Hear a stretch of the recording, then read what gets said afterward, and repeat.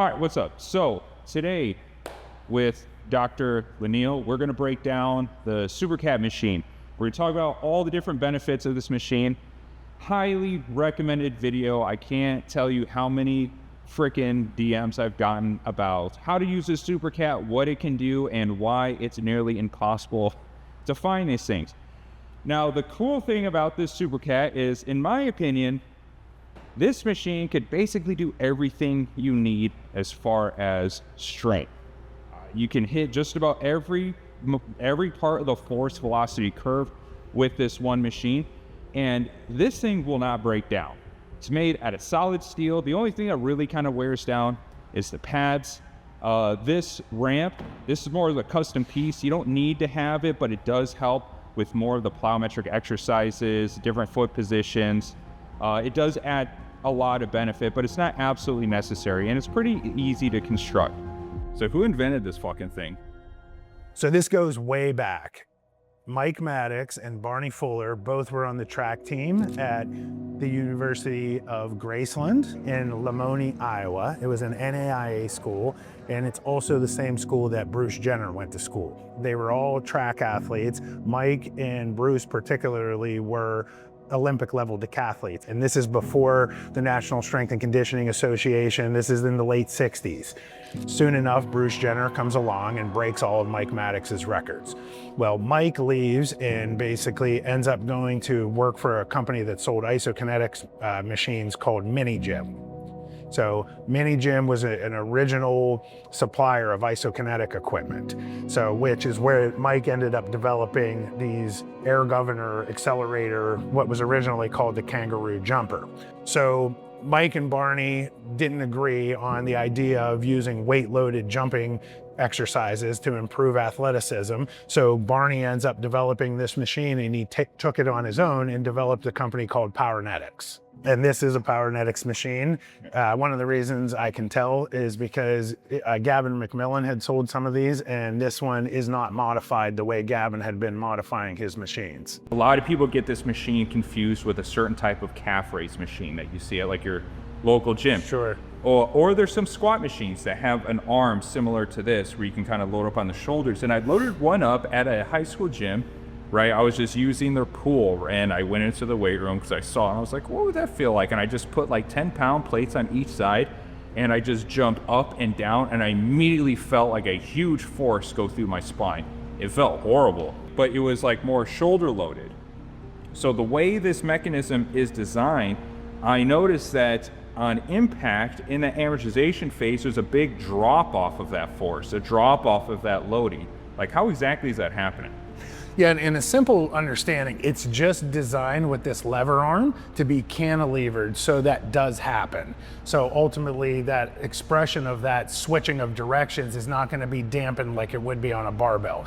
So if we kind of look at this machine, it runs on a loaded carriage, and it has like a gear system, like a 2-to-1 gear system, where you got these 2 smaller gears and a larger gear.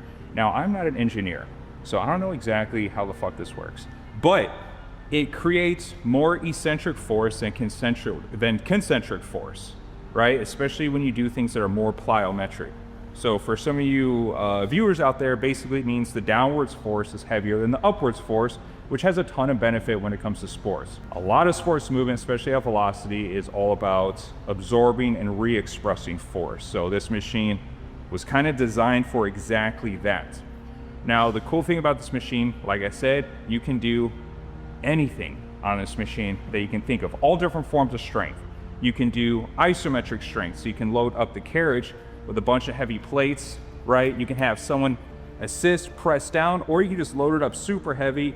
You can do different isometric patterns. So let me take these sandals off, kind of get the full nervous system training experience, right? You can load, in lunge position, squatting position, you can remove the plate, you can do overhead, right? You can do all sorts of things. You can do hypertrophy if you want to. You can literally just do like reps to failure. You can do maximal strength training with it. You can do plyometrics, so you can do something where it's a little bit more, say you want to get a pump on, that's always fun. Or if you need to, you have a client, different goals, different results, you can throw and do the exact same type of modality, but more plyometric. Particularly, one of the reasons why we do plyometrics is to get that expression of rate of force production. But one of the things nobody ever talks about is rate of force absorption. And as Quentin was talking about a little bit ago, this thing's designed for some level of understanding that on the eccentric loading, how are you loading? Not just going, okay, we're going to load it as fast as possible. The question is, how are we loading and how fast are we loading? It's specifically designed, just like this isokinetic machine over here, to work on a jumping pattern and not a squatting exercise pattern. So when you put a barbell on your back, you tend to default into a squatting exercise pattern instead of a squatting jumping pattern. And they realized back then that the jumping pattern specificity was more important to train in the correct way, in the correct pattern, than just looking at how a squat would indirectly, with a barbell on your back, transfer into your jumping pattern. So are you saying that a barbell squat pattern does not really show up in sports, but yet is the staple of strength training movements? So it's about kind of impossible to do barbell back squat with even to do a barbell front squat. It's hard to replicate the jumping pattern correctly. And again, as soon as you add too much load, just like you said, when you land on the ground, your body fragments instead of being able to hold it together. And it's too easy to add too much load. And so that's the beauty of this machine, because you can keep adding load to it, but you can still replicate the pattern. When you use a barbell, the more that you load, the more that it pushes you further into the weak angle as you're trying to switch directions. So you can't switch and get that stretch shortening cycle efficiently. 50 years ago, these guys had this figured out, and we're still talking about these things today on whether, we should squat with a, barbell on our back or not, right? And there's a time and a place for everything. But when we're thinking about pure expression and specificity, we want to replicate the pattern that we're looking to actually use and transfer in to whatever goal it is that we're looking for. One thing that I find most fascinating about this machine is the amount of force and the amount of pressure, really, I guess we call it pressure maybe over force, that you can actually put on an athlete with this. Now, isometrics have a ton of benefit when it comes to improving force production, right? And also longevity of the body. But if you look at the tools that the traditional system has, you're always working with barbells, right? You got overcoming isometrics, you got yielding isometrics. And I've noticed that a lot of people will use like trap bars, right? And they'll push it like up against something that can't move, or they'll have them try to push up against the wall, right? You see a lot more overcoming isometrics, but you don't see a lot of yielding isometrics, and you can't put the athlete in a lot of dynamic patterns on these holds, right? Now, one thing that I like is that the way this is designed, right? So this arm moves up and down. It's also connected to this carriage.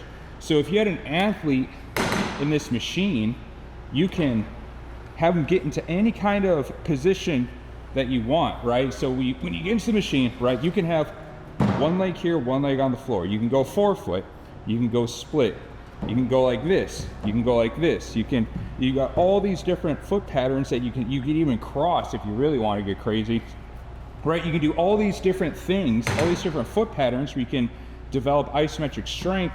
And the coach could literally push down on the carriage, right?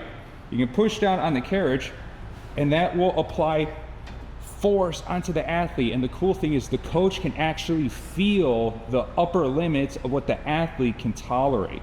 So now you're hitting the athlete's like absolute maximum ability to hold strength isometrically, right? And that's what I thought is really cool about this machine. So now Quentin's gonna go inverted here, upside down, and this is one of the cooler exercises that you see, especially on social media, that everybody loves. This is really important when you use this. This is how you get your first stripe as a wipeout with the Supercat. Oh yeah. That's very important. Because some of you might not have a partner, so you gotta learn how to do that. So go ahead, sorry. No, that's great, right? And it's funny because you have to eventually end up learning how to do that, right? So basically, you know, we're in an inverted position, which again, the setup really matters because you got to be careful here. And we always want to have something soft and squishy underneath of the butt so it helps to absorb some of the load. And basically, instead of doing this in an upright vertical position, Quentin's going to do the same thing. Now, one of the reasons I love this is because primarily it works on coordination and figuring out a pattern of force absorption. And so I think that a lot of the benefits come from just focusing on learning how to do the more coordinated force absorption phase versus really getting super explosive, but it allows you to do that as well. So nice and easy, all Quentin's gonna do is lower the weight down. And what I first want him to do is start nice and easy, reach up and point your toes. And then I want you to come back down faster and then just go through 4 or 5 reps of those quick, because we wanna make sure that we're getting this extension motion through the ankles where you're sort of getting into that triple extension. And I want you to do me a favor and finish that motion with your hips and your legs a little bit. There you go. And then we're just gonna progress to throwing it off. Go ahead and lose it.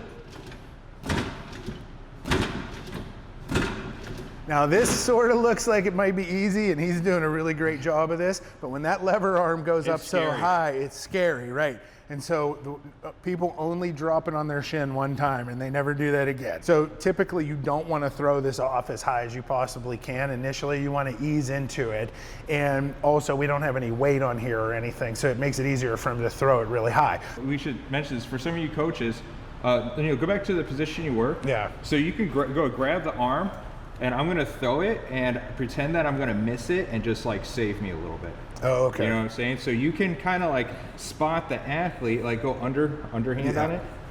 Right, and so if I throw it and I say like I lose it, right, you can just catch it. It's not super heavy, or at least you can guide it down and like assist the athlete and kind of give them some training wheels with it. Or again, we can do the opposite. So as Quentin goes to throw it off, I can push it down faster.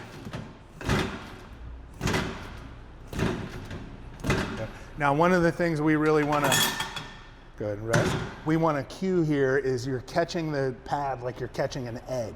So we got to be really careful as we keep pushing that down. If they're not able to maintain their integrity and absorb, we're doing too much typically. Yeah, and you'll hear that. You'll hear when they can't absorb force well. Yeah, you can hear it. The machine has like a rattling sound to it. Like it'll kind of sound.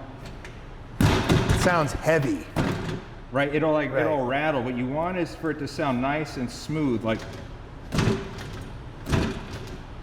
and really get those toes to engage with the pad so they can learn to control the force through the toes, ankles, and forefoot.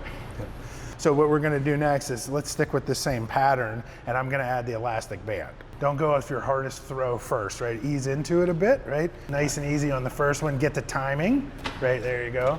Now absorb, make sure you're absorbing, right? There you go, absorb. Nice, there we go. Now we're getting fancy. You know, you don't see this machine in a lot of spaces, right? And a lot of times people will associate that as ineffectiveness. Well, if this is such a good machine, why isn't this in every gym, in every university in the country? The reason you don't see a lot of these machines around is, one, there's not a lot of people that really understand how to use this type of strength. Everyone is taught on barbells, right? But just because the technology hasn't matched the cost and the duplication doesn't mean that it's less effective.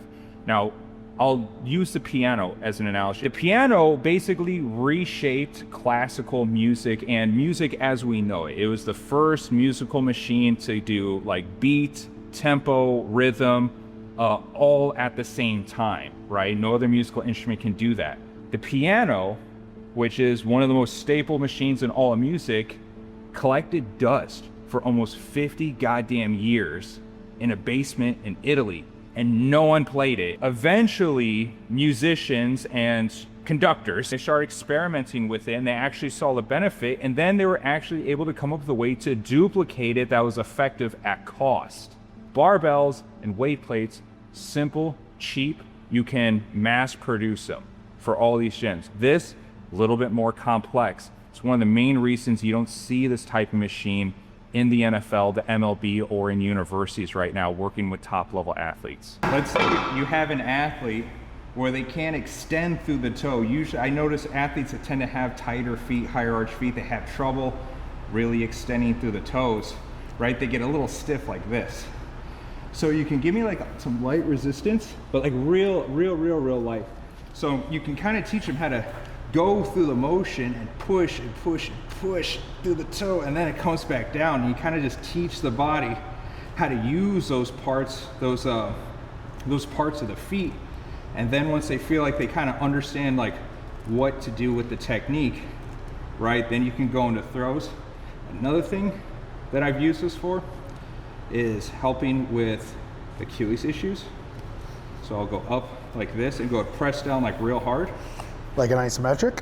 Yeah, like an eccentric. Oh, an eccentric. So press down, and I'll slowly bring the ankle down into dorsiflexion like this, take the load off, back up.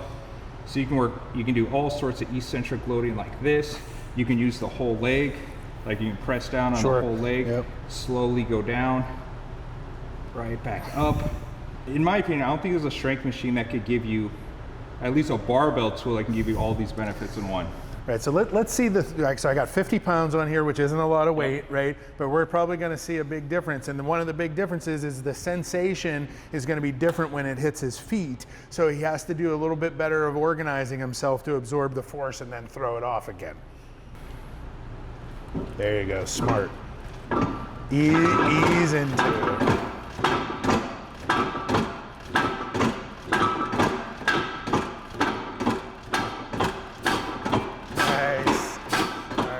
Good. So one of the things I want to point out, another pro tip on here, is that if you're going to put the band on the back of this, you don't want to put it on this side, because when you throw the weights up, they'll come up and slide down, right? So if you put the band over top of the weights on this side, usually it holds them down. So something to think about, right? Okay, so if you can find one of these machines, absolutely invest the money and get one. I have 4 myself. I've traveled all over the country grabbing them like some Supercat freaking crackhead. Like I've driven all the way to West Virginia, Ohio, Indiana. I got one for $200 in Indiana, by the way. I know, everyone's super upset. They go fast. They go fast. They're really hard to come by because Powernetics did end up going out of business. Now there are duplications of this machine. I think Samson has one, and there's another company that has one. It's way more rigged up. I can't remember. But absolutely invest in one of these machines, right? It's an absolute game changer. Absolutely. I can't disagree, right? This whole system is a game changer, but this is one of the featured machines. That's why it's here. Yeah. All right.